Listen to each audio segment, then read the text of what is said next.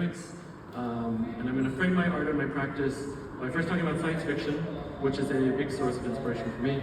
And I can say a lot about it, but I will keep it to two main things. The first is just the aesthetics of the genre, and when I say that, maybe some people think spaceships or something like these memes. But instead, I think of pottery from the Jomon era, which being the oldest recorded use of any materials technology, it always blows my mind. Just looking at them because they look very old, but they also look very modern and not exactly timeless, but outside of time, if that makes any sense. So what are the forms and visual ideas that survive and recur and iterate over very long periods of time? That's kind of my idea of science fiction aesthetics. In our own time and planet, I think of aesthetic continuities like this from different eras and places, and what these have in common that speaks to me, at least in a very primal way, and I can try to figure that out in my practice. Thing number two about science fiction is it can be a very good lens through which we view our current day and age. By way of an example, in The Dispossessed, the planet exiles all of its socialist elements to a barren moon.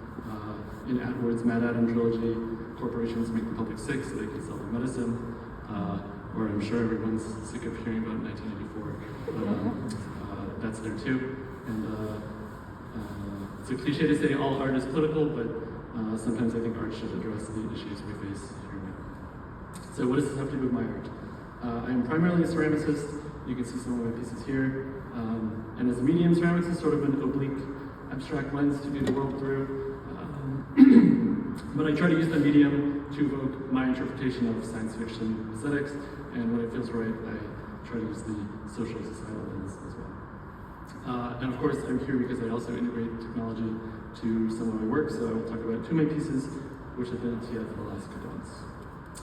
The first is a lamp I made for a tea ceremony my friend put together last year. And in a traditional Japanese tea ceremony, in the room there's a tokonoma, which is basically a focal point in the room. Maybe you contemplate a beautiful scroll while enjoying the tea. And here's the room that my friend made and my small contribution in the corner. So in place of a tokonoma, I wanted an object that can react to what's going on around it, that kind of takes part in the ceremony. So I created this form, and I wanted to evoke kind of a ritual object that maybe is very old or from very far in the future, something a little familiar and alien at the same time. It's made of unglazed porcelain. It runs on an Arduino processor, taking input from an ultrasonic sensor, and it changes its color and intensity based on if something is in its line of sight. So if somebody's serving tea in front of you, for example. And then when I installed it at TIA, I adjusted the priming a little bit more